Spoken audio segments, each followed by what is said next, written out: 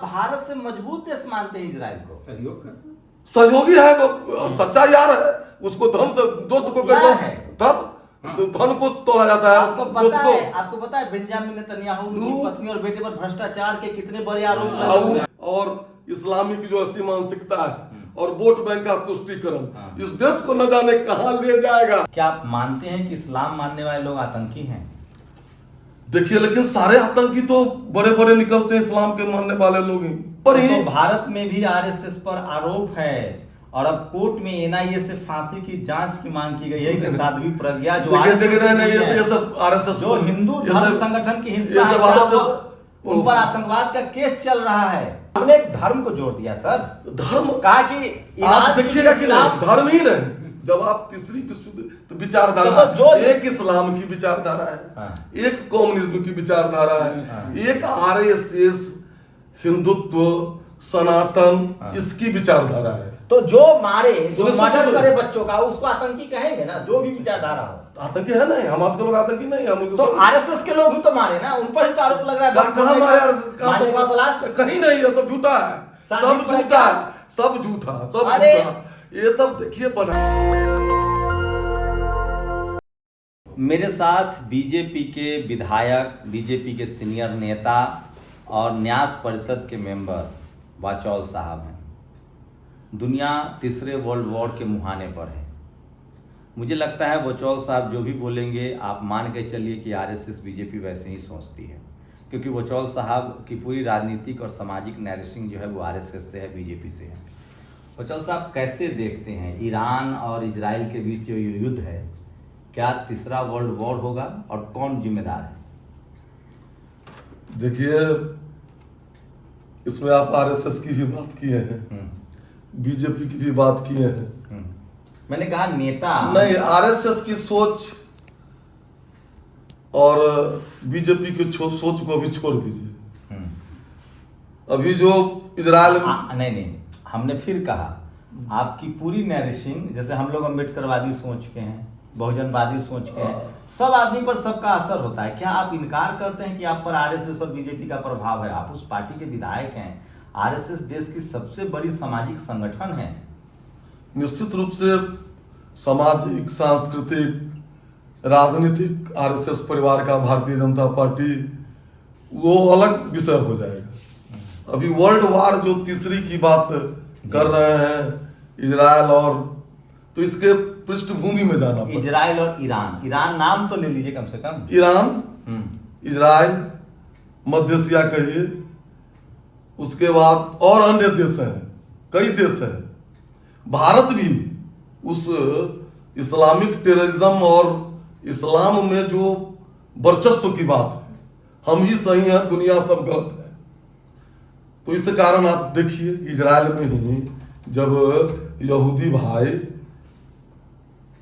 जश्न मना रहे थे साल के पहले दिन का, एक टैबलेट होता है कैप्टॉन, और टैबलेट खा करके किस तरह से गोदी के बच्चे का चाकू से चीर कर बर्बरता पूर्वक कलेजा खाना, जश्न मनाना, ये किसने किया? ये हमास के लोगों ने किया। कब?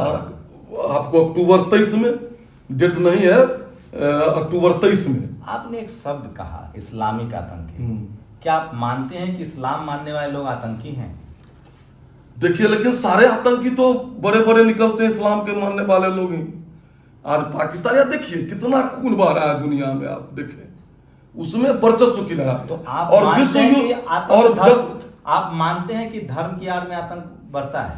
निश्चित रूप से धर्म के नाम पर ही। तो भारत में भी आरएसएस पर आरोप है और अब कोर्ट में एनआईए से फांसी की जांच की मांग की गई है कि साध्वी प्रज्ञा जो ये सब आरएसएस जो हिंदू धर्म संगठन की हिस्सा है, उन पर आतंकवाद का केस चल रहा है। और सुनिए किस जमाने में हुआ था? के नेता सुनिए ना, दिग्विजय सिंह जी और गृह मंत्री जी हिंदू आतंकवादी, फिर तो देखिए भगवा आतंकवादी। बात तो ये कहा गया कि हिंदू आतंकवाद के आड़ में ये इस्लामिक आतंकवाद आज भी जो ऑपरेशन सिंदूर और पहलगाम घटना के बाद भी लोग कर रहे हैं, समझे ना, बागरा बोले हैं आरके सिंह जो नहीं, अभी आपके आप नेता अगर हैं, वो मंत्री फिर थे, वो आप उन्होंने कहा आप कि आरएसएस तीसरी- कहाँ था जब वो गृह सचिव वो थे। तीसरी विश्व युद्ध से आप आरएसएस पर आ गए। तीसरी आपने विश्व युद्ध- आपने धर्म को जोड़ दिया सर, धर्म कहा कि आप ईरान देखिएगा कि इस्लाम- नहीं, धर्म ही नहीं। जब आप तीसरी विश्व युद्ध तो विचारधारा तो जो- एक इस्लाम की विचारधारा है, हाँ। एक कम्युनिज्म की विचारधारा है, हाँ। एक आरएसएस हिंदुत्व सनातन हाँ। इसकी विचारधारा है। तो जो मारे, जो सुनो, मर्डर सुनो। करे बच्चों का, उसको आतंकी कहेंगे ना, जो भी विचारधारा हो। आतंकी है नहीं, हमास के लोग आतंकी नहीं, हम उनको तो सब- आरएसएस के लोग भी तो मारे ना, उन पर ही तो आरोप लग रहा है। कहाँ मारे RSS? कहाँ मारने का ब्लास्ट? कहीं नहीं, ये सब झूठा है, शादी सब पर झूठा क्या? है, सब झूठा, सब अरे! झूठा। ये सब देखिए बनाया गया। अभी आरएसएस प्लॉटिंग के की- नहीं, नागपुर नहीं, महाराष्ट्र सब में आरएसएस डीआरडीओ से जुड़ा हुआ ऐसे एक ऐसे नहीं वैज्ञानिक- होता, ऐसे नहीं। डीआरडीओ के वैज्ञानिक आरएसएस को आप नहीं जानते हैं। आरएसएस इतनी बड़ी संस्था है और आरएसएस आतंकवाद नहीं रहता तो भारत कहाँ मिल गया रहता। मेरा आरएसएस नहीं रहता। मैं- पाकिस्तान के विभाजन के समय 20 लाख लोगों को मारा गया, उस समय आप लोगों की जबान नहीं हिलती RSS किसके है। साथ? सुनिए ना, आरएसएस क्या, आरएसएस एक राष्ट्रवादी संस्था है। RSS आजादी की लड़ाई में एक किसके साथ थी? भारत के सांस्कृतिक राष्ट्रवाद जो अपने विरासत पर गर्व करे, अपने लोक नायक पर गर्व करे, लोक भाषा पर गर्व करे, लोक देवता पर गर्व करे। क्या है आप, क्या है आप? नहीं, नहीं। आपकी फिर देखिए, आरएसएस की संस्कृति इसको- क्या है? ओ- जाति के नाम पर लोग जी नहीं, जाति के नाम पर अगर जाति हम में था और है हिंदू तो था। जाति के नाम पर रिजर्वेशन दिया गया। आप- आज लोग धर्म बदल रहे हैं और किसी की जबान नहीं चलिए, जुड़ रही है। देखिए। जाति के नाम पर रिजर्वेशन दिया गया और 26 जाति को दुका दिया गया। जाति अति के पिछड़ा नाम पर- में, जाति के दलित नाम में। पर मारने ये को सब justify कर रहे हैं। नहीं, जातिवादी ताकतें और इस्लामिक जो ऐसी मानसिकता है और वोट बैंक का तुष्टीकरण इस देश को न जाने कहां ले जाएगा। और अगर नहीं संभले और आप लोग किसी धर्म- संभल रहे मेरा हैं, सवाल जातिवाद पर बांटने वाले लोग, आप देखिए। बाचाल साहब, मेरा सवाल वही है, किसी धर्म को आप आतंक, किसी भी धर्म में अच्छे बुरे लोग हो सकते हैं, आप किसी धर्म को जब अच्छा, आप तो बात- शिकायत करते हैं, अच्छे बुरे लोग होते हैं तो कितने लोग, पाकिस्तान का हाल देखिए, बांग्लादेश का हाल देखिए, जॉर्डन का हाल देखिए, सूडान का हाल देखिए, ईरान इलाक का हाल देखिए। विश्व में जो तहल पहला तीसरी विश्व युद्ध कहते हैं, युद्ध कब होता है? हम तो बुद्ध के धरती के हैं, हम तो शांति के देश के धरती के हैं। युद्ध कब होता है? अरे यार, युद्ध आरएसएस ने लेख लिखा कि वो- बुद्ध के मानने से भारत कमजोर हुआ। किसके? आरएसएस ने लेख लिखवाया कि बुद्ध के मानने से भारत कमजोर हुआ। बुद्ध जी का प्रतिमा जिस समय तोड़ा गया बेबीलोन में, तो बुद्धवादी नहीं बोले आप लोग, शंभू जी नहीं चलाए, आरएसएस बोला, हरिभूषण ठाकुर बचोल बोला, भारतीय जनता पार्टी मुद्दे पर आते बोली। हैं। ये सब मुद्दे पर नहीं। ईरान देखिए, ईरान और फिलिस्तीन में आपकी क्या लाइन है, क्या टेक है, कौन दोषी है? इसमें निश्चित रूप से जो भी आतंकवाद को प्रश्रय देता है और एक विचारधारा को विश्व पर स्थापित करना चाहता है, वो दोषी है। तो इजराइल कह रहा है, वो तो इजराइल तो सारे देखिए, देशों पर बमबारी कर रहा है। इजराइल नहीं रहता अगर मजबूत, अब बच्चा सेना में नहीं गया रहता, 3 साल का ट्रेनिंग है वहां, वही मोदी जी करने जा रहे थे अग्निवीर की एक यहाँ तो इजराइल, गाजा पट्टी और फिलिस्तीन भारत के गांव में है, भारत के गांव में है। मोदी जी आप कैसे गांव में पहले बोले दीजिए ना सर। विचारधारा की लड़ाई जो हो रहा है इजराइल और गाजा पट्टी की मोदी विचारधारा की अग्निवीर लड़ाई। देखिए, अग्निवीर में मोदी जी चाहते हैं कि दलित पिछड़ा का बेटा 3 साल नौकरी करके तो बाहर हो जाए, 5 मोदी साल, जी और सब बच्चे रह जाएं। मोदी जी तो दलित पिछड़ा के बेटा के 9,000 होता था मेडिकल में 14 ईस्वी में, आज 32,000 हो रहा आप है। बताइए। दलित पिछड़ा के हितैषी आज- आज तक मोदी जी से बढ़ा। आप लोग, बहुत लोग हैं जो दुकान जाति पर चल रहा है, दलित पर चल रहा है। और नरेंद्र मोदी जी 140 करोड़ जनता का आज एक समझिए जो संरक्षक है और उसके नेतृत्व में भारत कितना विकास किया है, इसका कोई मिसाल नहीं है। ईरान और फिलिस्तीन में आप फिलिस्तीन को दोषी मानते हैं? फिलिस्तीन- ईरान और इजराइल में देखिए, ईरान वहां गाजा पट्टी में जो लड़ाई हो रही है और इजराइल का मसला है, आप अगर धर्म के नाम पर साथ देते हैं तो आपको भी दंड भुगतना पड़ेगा। धर्म के देखिए, धर्म एक धारणा का चीज है, धर्म झगड़ा का चीज नहीं है, मनमाने का चीज नहीं है। भारत सरकार तो न्यूट्रल है। भारत सरकार, हम भारत सरकार के पार्टी के हैं, लेकिन भारत सरकार इजराइल जो कर रहा है उसके साथ भी है भारत सरकार, या समझने बुझने की बात इजराइल के है। साथ कुछ बात पाकिस्तान भी है। हम भारत सरकार और इस संबंध में नहीं बोल सकते हैं। इजराइल के साथ नहीं, पाकिस्तान भी है। पाकिस्तान देखिए तो वही ना है, आज जात पात इजराइल के साथ है पर पाकिस्तान। महाराज 3300 किलोमीटर दूर है दिल्ली से इजराइल।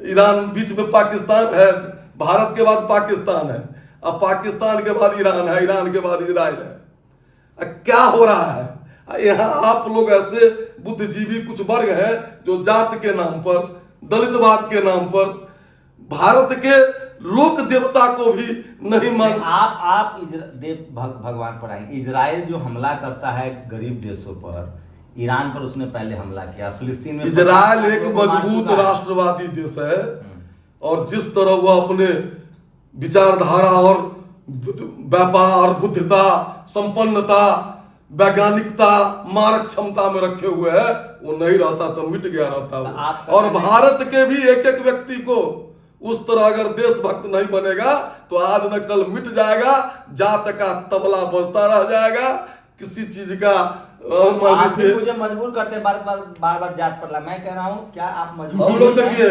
क्या आप मजबूत देश हैं तो आप कमजोर देश पर हमला करेंगे, बमबारी करेंगे, इसलिए आप मजबूत हैं। के मारा हमरा 1200 आदमी को क्या जरूरत थी जो जाकर के आपने गजा पर हमला किया, ईरान क्या बिगाड़ने आया? क्या ईरान क्या? ईरान उसको मत कर रहा है।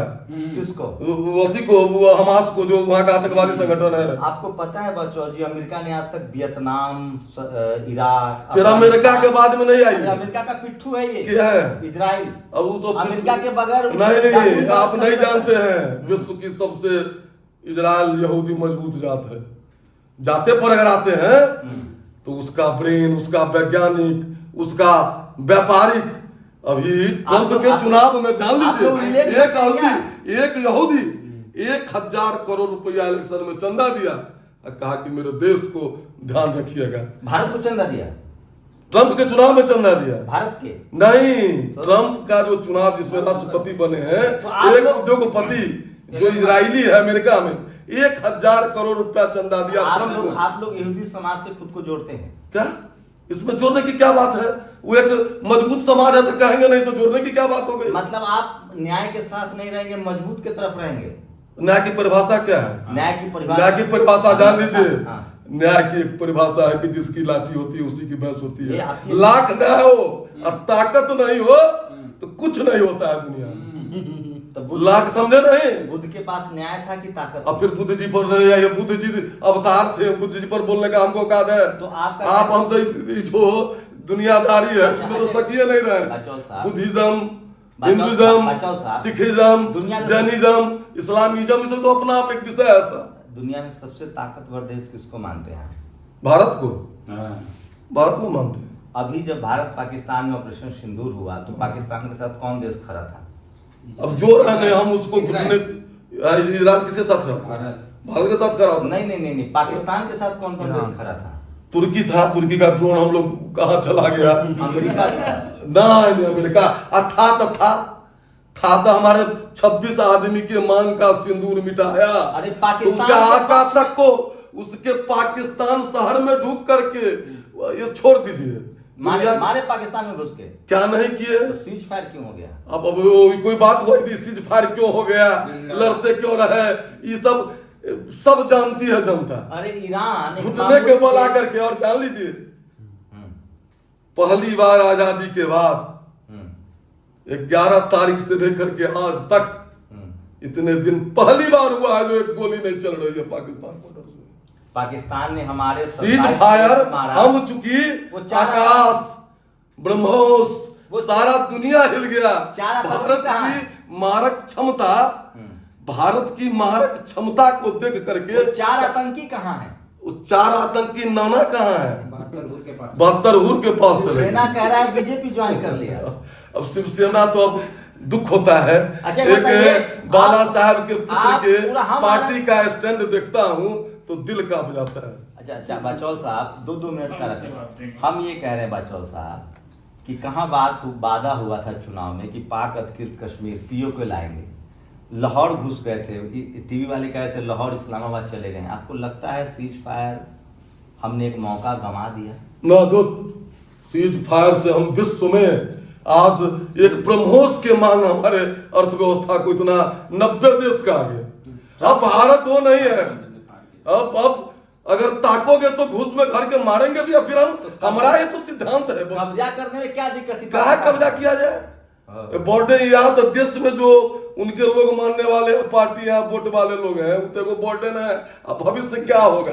भाई मैं आपके माध्यम से अपील करना चाहता हूँ, दिल्ली से 33 किलोमीटर दूर पर ही इजराइल और फिलिस्तीन और ईरान की स्थिति देख लो, भारत की भी स्थिति देख लो भाई। अब वोट से देश बनता है, और आने वाले दिनों में सब कुछ नहीं समझोगे भाई तो सब कुछ रह जाएगा। तुम अपने बेटे को सरकारी नौकरी बनाने के चक्कर में सरकारें किसी को सौंप दोगे, आने वाले समय में यही होगा। भारत में सबसे ज्यादा सरकारी, आपको मदद, भारत में सबसे ज्यादा सरकारी नौकरी कौन कर रहा है? हिंदू की मुसलमान? स्वाभाविक जनसंख्या ज्यादा हिंदू कर रहा है, तो फिर मुसलमान को कैसे दोष ठहरा रहे हैं? वो नौकरी कर रहा है, नौकरी वो यही तो है जो तुम नौकरी में लागल रहो, हम देश पर कब्जा कर ले। कैसे सो हो गया? पाकिस्तान में या पाकिस्तान गया, बांग्लादेश गया, कश्मीर गया, आप अगर देख लें तो भारत का 80 पार्लियामेंट सीट गया। जी नहीं, इस्लामोफोबिया राइट, इस्लामोफोबिया हमारा जड़ है, धर्म के नाम पर विभाजन हुआ। कोई अपने पिता को बोल सकता है क्या? ब्राह्मण समाज के निशिकांत विभाजन में ये नहीं देखा गया था जो ब्राह्मण आप फॉरवर्ड बैकवर्ड दलित पिछड़ा पर विभाजन नहीं हुआ था 47 में। ये लोग देश को कमजोर करने वाले अपने जन्मे को कहते हैं 47 से भूल जा, ये चलने वाला है। ईरान इजराइल में किसकी गलती? अभी जो 26 को मारा पहलगांव में, तो कौन जाए पूछा? घर में पूछ करके मारा। ईरान इजराइल में किसकी गलती? किसकी? ईरान इजराइल में किसकी गलती? ईरान की गलती है। क्या गलती है? गलती है क्यों कहा देगा उसको साथ? हमको बच्चा को मारेगा, हमको घर में घुस के मारेगा, हम शांति प्रिय लोग भारतीय में क्या पहलगांव में कर लिया? क्यों मारेगा? पहलगांव में क्यों मारेगा? क्यों आज मान लीजिए भारत में वंदे भारत ट्रेन चल रहा है, भारत पर आ जा रहे हैं आप। मैंने कहा अमेरिका कह रहा है, आपको जानकारी पुख्ता कीजिए। अमेरिका कह रहा है, हमारा विदेश मंत्री का स्टेटमेंट सुने हैं? कोई सवाल बच जाता है विक्रम मिश्री के सुनने के बाद, कोई बोलने को नहीं रोक सकता है। हम कोई मध्यस्थता नहीं मानते हैं, हम उसको मारे, हमको कहा जो बंद कीजिए, हम बंद किए। क्यों होता है? ट्रंप विश्व नेता अभी नरेंद्र मोदी के सामने, और भारत की उन्नति प्रगति और भारत की एकता अभी जो है, अगर ये रह गया तो देखिए ना सारा दुनिया। बोल लीजिए तब हम सवाल। मैं ये पूछ रहा हूँ बचौल साहब कि ईरान के बारे में अमेरिका इजराइल का कहना है कि वो परमाणु बम बनाना चाहता है, इसलिए हम हमला कर रहे हैं। आप परमाणु बम तो भारत के साथ भी कर रहा था अमेरिका, क्या आप परमाणु बम नहीं बना सकते हैं? किसी को परमाणु की नहीं, अटल बिहारी वाजपेयी को भी भारतीय जनता पार्टी ने छोड़ा परमाणु बम। श्रीमती गांधी के बाद अटल बिहारी वाजपेयी हिम्मत किया, नरसिम्हा राव थे नहीं कर पाए, नहीं समझे? गुजराल जी थे, चंद्रशेखर जी थे, बड़े बड़े लोग थे, तो वही तो मैं कह रहा हूं, देवगौड़ा जी थे, सबके कैबिनेट में बड़े बड़े महानुभाव लोग थे। ईरान, अच्छा एक बताइए, ईरान के साथ रूस है, चीन है, तुर्की और दुनिया के दर्जनों देशों ने कहा है कि ईरान के साथ गलत हो रहा है। भारत की विदेश नीति हमेशा से, ईरान सबसे विश्वसनीय दोस्त रहा है भारत का।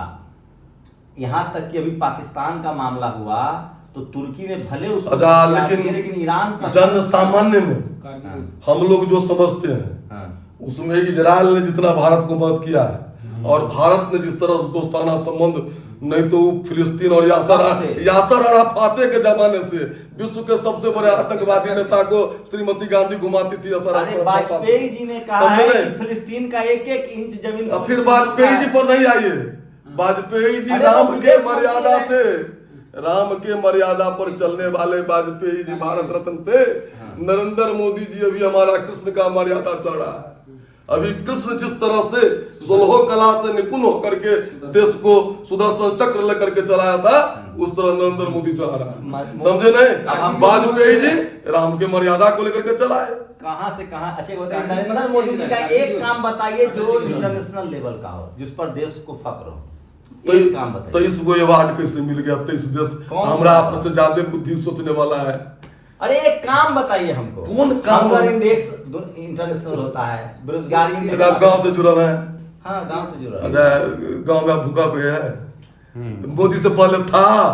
अच्छा, मोदी से पहले गांव में लोग भूखा सो जाता था। अच्छा। और जब से मोदी आया 14 के बाद या गरीब कल्याण खाद्यान्न योजना, कोई भूखा नहीं सोता है। मतलब कोई बाबा जी जाता है, कोई भीख मांगने जाता है, तो कोई अनाज देता है तो नहीं देता है, कहता है नगदे दे दीजिए। सुन लीजिए, मटिया तेल, जनरेटर पर बॉल भरता था, 5 रुपया समाध लेता था।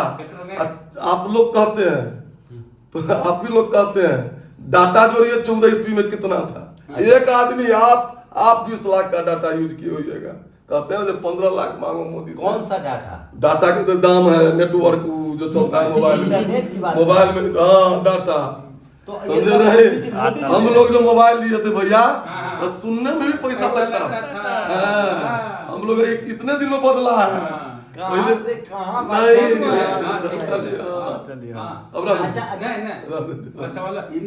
ये पूरे प्रकरण में कहीं भी कारगिल में जो मदद किया इजराइल नहीं बोले आप। देखिए किया इजराइल, और इससे पहले जो हम सर्जिकल स्ट्राइक 71 सर्जिकल। आप भारत से मजबूत देश मानते हैं इजराइल को? सहयोग कर सहयोगी है वो, सच्चा यार है। उसको धन से दोस्त को यार है। तब धन को तोड़ा जाता है। आपको पता है बेंजामिन नेतन्याहू उनकी पत्नी और बेटे पर भ्रष्टाचार के कितने बड़े आरोप लगे? सब वहाँ का राजनीति है। वो एक देशभक्त देश है। आपको पता है वो देश को है, ब्लैकलिस्ट कर रखा अपने है। उसको उजाड़ दिया था, वहां से भगा दिया था। और हमारा भी पलायन हुआ, हिंदू का नहीं बसा, नहीं लौटा अभी तक। अब तो बिहार में पलायन शुरू है, समझे नहीं? इन सब बातों पर मत जाइए। सब आदमी मिल करके सिर्फ इसलिए एक इंसान के तौर पे देखिए, आप सिर्फ हिंदू मुसलमान कहेंगे से धर्म के साथ। ईरान एक लड़ाकू कौम रहा है, मजबूत देश रहा है, और भारत के शानदार रिश्ते हैं, व्यापारिक रिश्ते हमारे सब। सो भी रहे इजराइल के साथ हमारा दोस्ती है। अरे इजराइल किसी का सगा नहीं, और अमेरिका वो आपके कहने से सब दिन वो महाराज, वो हमारा विश्वसनीय मित्र रहा है, वो हमारा सब दिन काम दिया है। जी नहीं रहा है, अमेरिका भी दिया है। और हम भी भारत एक मानव देश के नाते आज कोरोना में विश्व के 100 देश को दिए दवाई की नहीं दी। अरे इजराइल किसका आदमी है? या भारत का आदमी है, अमेरिका का आदमी है। आपके कहने से जिसका भारत। अच्छा, अमेरिका उसके तरफ से लड़ने जा रहा है, सारा हथियार अमेरिका दे रहा है। अमेरिका का हथियार का वो डीलर है, ये वो सुई नहीं बनाता है इजराइल। एक बात जान लीजिए, इस 4 दिन में हमारा जो प्रभास्त और एक कृषि देखा, मारक क्षमता देखा, दुनिया के जितने हथियार निर्माता थे सकते में आ गए। जा रहे ये तो भारत अब ये विश्व में अंश में भी आगे हो गया। तो सीज फायर क्यों किए? सीज फायर इसलिए हुआ कि वो गिड़गिड़ाते हुए घुटने के बल पर त्राहिमाम करने आया। हम लोग पाकिस्तान, हम लोग शरणागत देने वाले लोग हैं, उसके चलते हमको लाभ भी हुआ है, हानि भी हुआ है। तो फिर आप झूठ बोल रहे थे संसद में अमित शाह के हम जो किए हैं करते हैं, हम जो बोलते हैं, दुनिया में कोई पार्टी नहीं। जब हमको एगो सांसद था तो यो हम कहते थे कि राम लला हम आएंगे, हम मंदिर वही बनाएंगे। तो सुन लीजिए, 50 धर्म तो क्या, धर्म क्या है माने आपका नहीं धंधा तो है। हम बता रहे हैं, सुनिए ना, 34,000 प्राइमरी स्कूल को यूपी सरकार ने बंद कर दिया। कहीं नहीं बंद कर दिया, ये सब छोड़ दीजिए। यूपी सरकार ऐसी सरकार आज तक थी, जोगी ऐसा मुख्यमंत्री कोई था? हर जिला में बाबू साहब, ठाकुर साहब, डीएम, एसपी और थाना अध्यक्ष। फिर जातिवाद सवाल हो, फिर जातिवाद सवाल हो।